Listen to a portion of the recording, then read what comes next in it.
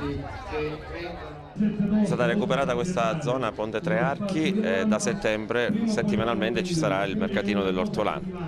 Sì, questo è uno degli aspetti che a partire da settembre sarà al centro dell'attenzione dell'amministrazione comunale e ovviamente anche della città, attraverso la istituzione del mercato settimanale dell'ortolano che grazie ai prodotti genuini delle campagne dell'Interland agrigentino, prodotti biologici e così via, saranno esposti e ovviamente poi venduti agli utenti cittadini del comune di Favara.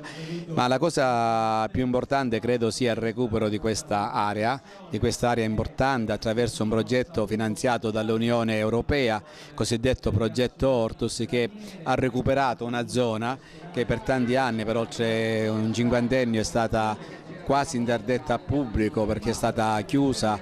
Una manifestazione che sta andando abbastanza bene, forse anche al di là delle più rosee previsioni. Sì, oltre le aspettative, ovviamente tutto stava nel sogno all'inizio, quando abbiamo cominciato 3 anni fa a mettere mano alle pietre e a cercare di rendere questo posto vivibile e abitabile. In sogno avevo e avevamo questo, però è chiaro che oggi la realtà lo supera con tutte le difficoltà, ma siamo assolutamente oltre.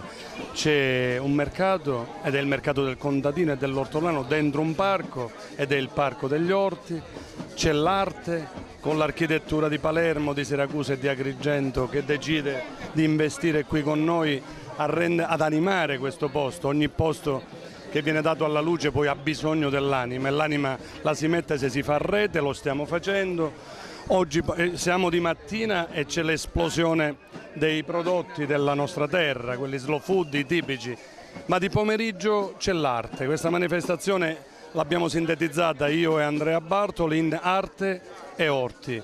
Orti stava per riqualificare un posto e dare l'identità propria, quella degli orti. Arte significa quello che accadrà dalle 18 di pomeriggio fino a stanotte. Lungo il corso di questo viale dentro gli orti ci sono già 80 artisti selezionati da un avviso pubblico, artisti a cui è stato dato un 3x2 a terra e ognuno di loro vengono da tutta Europa ed è veramente sconvolgente. Staranno fino a stanotte, poi si andrà ai Sette Cortili, ma si passerà da Piazza Cavour con un grande manufatto di architettura gonfiabile, ai Sette Cortili le meraviglie che Andrea è riuscito a mettere dentro un centro storico, recuperandolo come mai è successo in questi ultimi anni in urbanistica e in architettura. Sono assolutamente una persona felice e sono un favarese orgoglioso di avere messo mano a un'area degradata che oggi, lo vedete tutti, prova a diventare parco urbano degli orti.